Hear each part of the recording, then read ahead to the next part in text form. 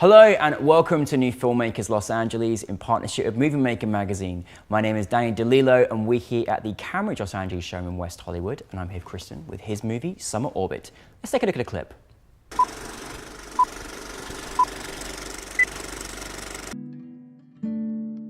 El amor había sido destruido por el poder y la avaricia del mundo.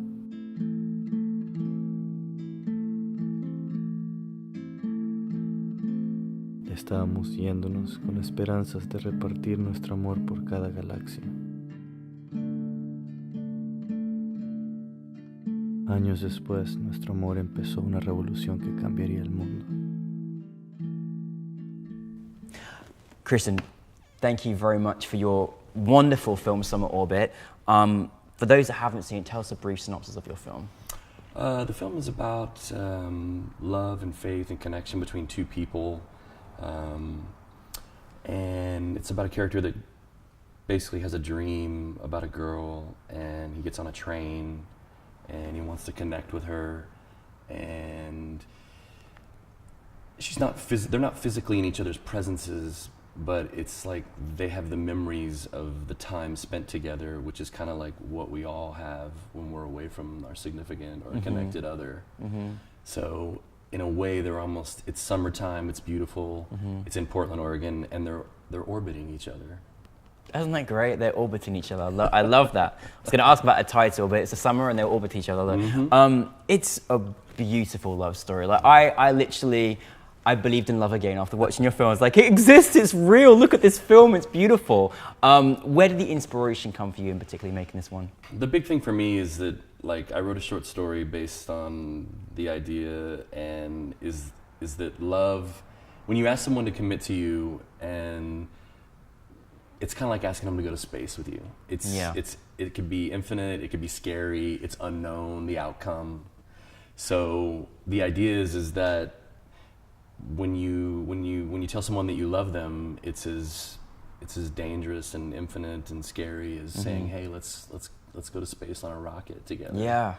The film really, for me, the big part is that I wanted to do something really unironic. Yeah. There's so much irony and mockery in the culture of the world now, and I wanted to do something where, no, let's talk about like what there is to be defended. Yeah. About being human, about what we do, and you know, it's just a redeemable suggestion of eros, of love. Yeah. You can't go in there with like a jaded heart and watch the film. You know, you have to kind of.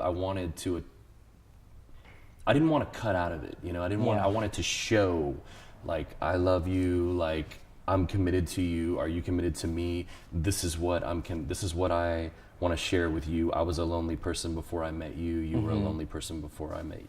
You know, before they connected with each other, and I just think that we need more of that in our culture. We do. I mean, it's just love lessons right here with New Filmmakers LA. I love it. It's absolutely true. But the way, I mean, it was so beautifully written. It was like poetic. I absolutely love the moments that you share and showcase in this, because I think sometimes we don't really, we take a moment of a particular moment, but you left the camera there for that extra long second, which you sometimes see much more in French cinema, in Central South American cinema. They don't like, let's go and cut to somewhere else. They're like, let's stay in this moment and really feel it. Was that something that was intentional for you, wanting to kind of really capture, you know, these true feelings, these true hearts, these orbiting loves? Absolutely. I mean, when we shot it, it was kind of like I was like, only my philosophy and only I can make this film, like the way that I see it. It can't be replicated in something like an inciting incident cinema where it's like who's the good guy, who's the bad guy. It's really a film that you feel and you don't have to figure out. And that really was kind of what I was going for. The voiceover, the being shot on 16 millimeter. Yeah, beautiful. You know, for some reason, I just kind of wanted to overload myself with like restriction. As we do, film, right? You know? No money. Yeah, the limitations was really how Summer Orbit kind of came to life. Against all odds. Yeah, and like you know, it's funny. Like I have inspirations like you know, Alicio Subiela from Argentina. His films mean a lot to me. Wong Kar-wai's work, I get that a lot. Summer Orbit, people are like, oh, is this, you know, did you know what? It's really kind of gives me like an in the mood for love kind of vibe. Yeah. Oh, you cannot watch this film and not want to be in love or appreciate the love that you're in. There's no doubt about that. Well, we don't spend a lot of time with each other, you know, and so those memories that he has as he's riding the train, you know, that's all we have before we get back to say hello to him, is to carry that narrative and those moments with her. You know, that's the connection, and you know, magical realism. You know, like I just feel like creativity is so needed in filmmaking these days. 100%. And when I say that, I mean it. I don't mean to say that I want to get away from the 3-act narrative or anything like that, but that, you know, we wanted to play with the form. Yeah. I've seen people talk about like, it's like last night a girl approached me and said, oh, it was like I was in a daze. I was just about to say, Like I felt like I was in a dream. Daze, yeah. It was beautiful. I mean, it really was beautiful to watch. Now, obviously, you had, you know, these, you know, lovers essentially, you know, which you just felt, you had to look at their reaction, their faces to kind of really feel what was being felt and said. Obviously, one of the cast members was easy for you to cast because it was your beautiful wife, which is amazing. How was that process for you? In casting and directing something like this? You know, it was difficult because we did it in, I think it was about 7 days.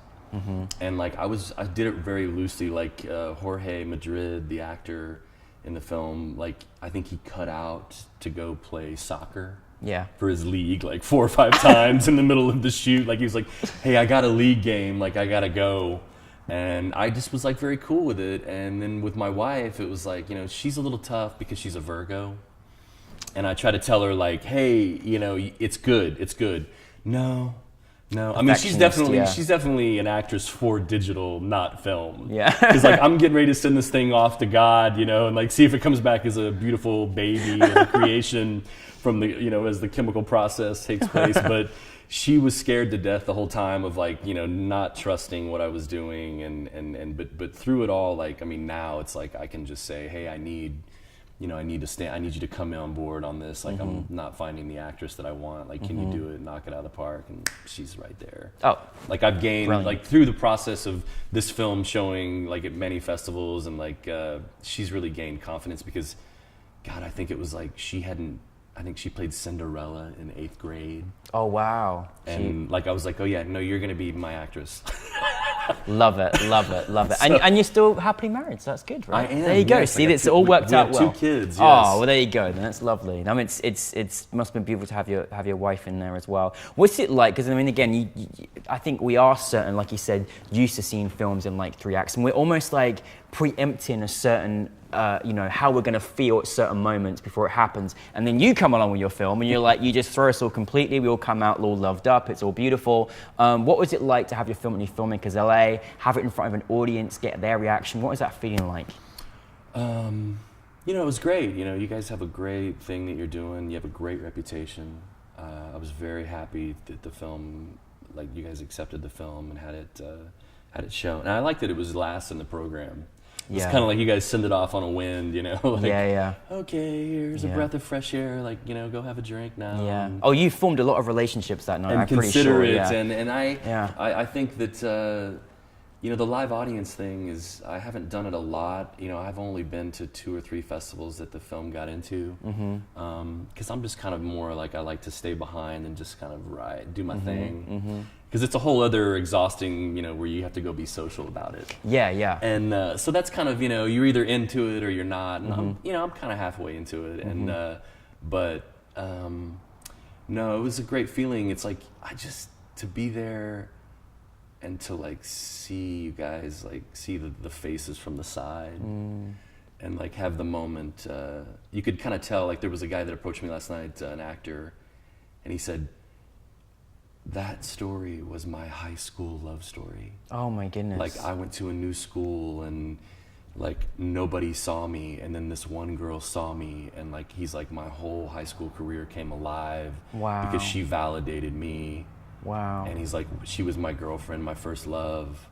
And that's what I'm talking about with the unironic, the like the truth, you know, like we're all kind of, you know, like it's easy to do the mockery thing and slight things, but like maybe we should, you know, believe in things too still again. Yeah. You know, and Look what you're doing, Kristian, for your filmmaking. You're just bringing us all together. It's wonderful.